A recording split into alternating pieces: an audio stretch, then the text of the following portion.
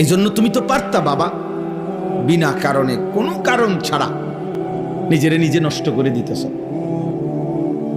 নিজেরে নিজে ধ্বংস করে দিচ্ছ।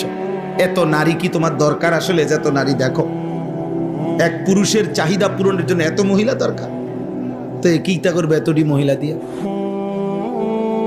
হ্যাঁ বলো ভাই।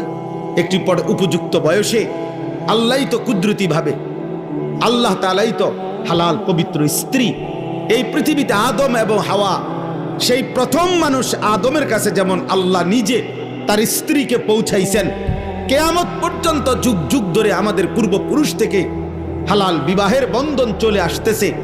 এর বরকতেই তো আমরা আসছি পৃথিবীতে আল্লাহর দয়ায়। তো তাইলে এই ধারা যেহেতু চলতেছে এই পর্যন্ত আদম থেকে, তো আমার সামনে তো চলবে, এটা কথা বোঝেন নাই? তো এটার জন্য আমি নিজে